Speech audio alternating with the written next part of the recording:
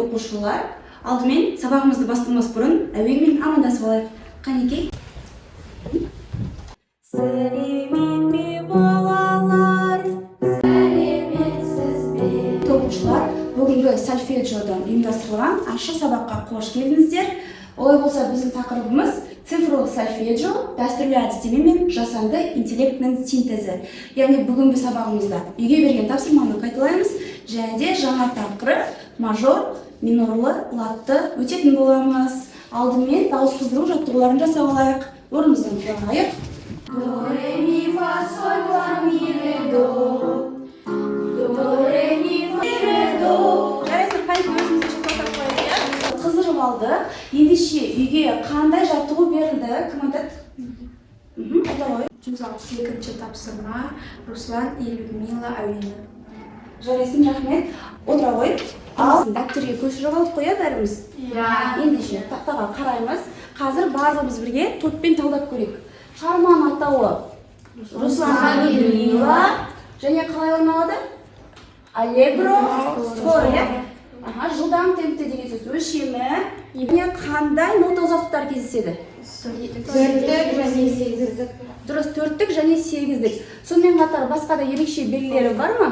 Пауза, қандай пауза? Сегіздік пауза. Сегіздік. Ал енді барлығымыз бірге өлшемге қарай шалпақтап көрейік, бірге. Егер де кілттің жанында бір белгі си бемоль тұрса, қандай тональность деген сөз? Фа мажор.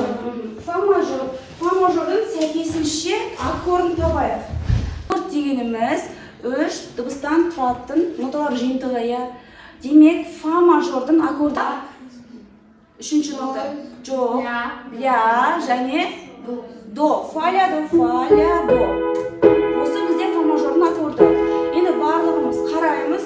162-ші жаттығуға қолымызды ұстаймыз.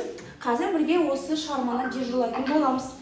И ля, ля, си, ля, соль, фа, ми, соль, си, соль, соль, си, до, си, ля, соль, ля, соль, соль, си, до, си, ля, соль, ля. Және балалар, қазір біз өзіміздің есту қабілетімізді, ритмикалық қабілетімізді жақсарту мақсатында осындай жаттығуды жасайтын боламыз. Ол үшін екі қалам саптарында алыңдар. Қарындар.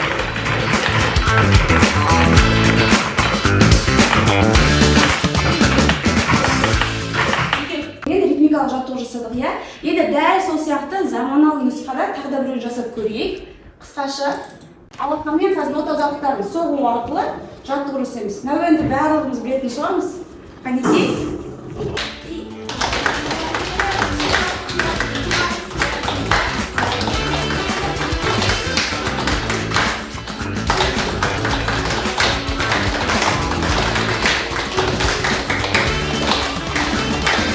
Тамаша, бір сергіп алдық.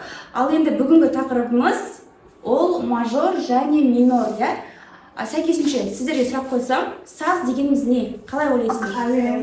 Әуен, саздың синонимі ол әуен. Ал әуеннің қандай түрлері болады? Көңілді және көңілсіз. Неге көңілді және көңілсіз деп ойлайсыңдар? Олар әртүрлі болады.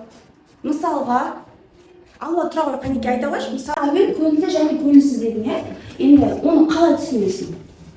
Мысалы, көңілсіз болса, адамдар жылағысы келіп солай болады, ал көңілді болса, өте жақсы көңіл күйде тыңдайды.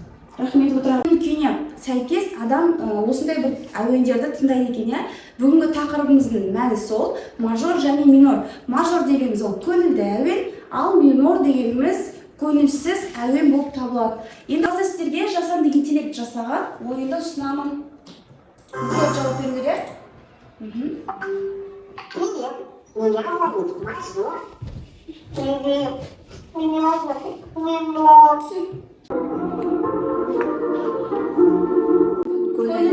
o major. Ya bu qanday әуен екен? Көңілсіз минор, я. Және көрдік, я, минор ол көңілсіз, мажор ол көңілді әуен.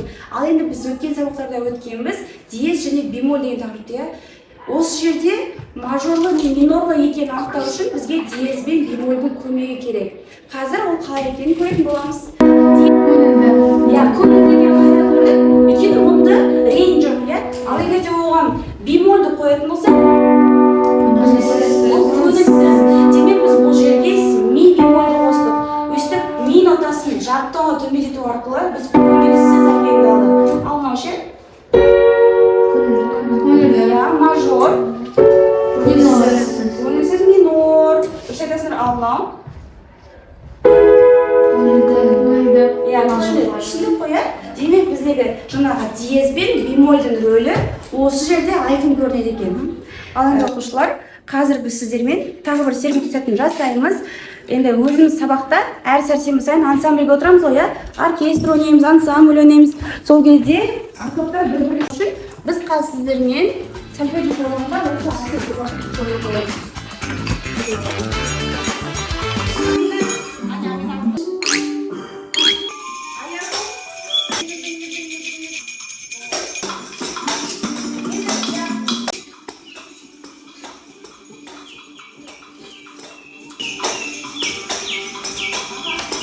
Ал жарайсыңдар оқушылар, керемете оркестрімізді құрдық, я? Концерт шығармасын өтіп тастадық қой. Ал енді барлығымыз сабағымызды қорытындылау үшін ескі тақырыптарды қайталап өтейік. Ол үшін біз осындай жасанды интеллект жасаған поиск тесттерді орындайтын боламыз. Сызықтың астында қай нота орналасады? Бірінші сызықта қай нота орналасады? Жоқ, кім айтты? Ми, я, ми нотасы бірінші сызықта орналасады екен. Бірінші сызықтың астында қосымша сызықта қай нота орналасады? До. Бірінші және екінші сызықтардың ортасында қай нота орналасады? Фа. Я, фа нотасы екен. Қай өзімізге шоқтатып қойып. Бүгінгі сабағымызды бағалау мақсатында мен осындай 3 түрлі бағалау смайликтерін даярлап қойдым. Өздеріңіз шығып, бір-бірден бағалау өтіңіздер, жақсы ма?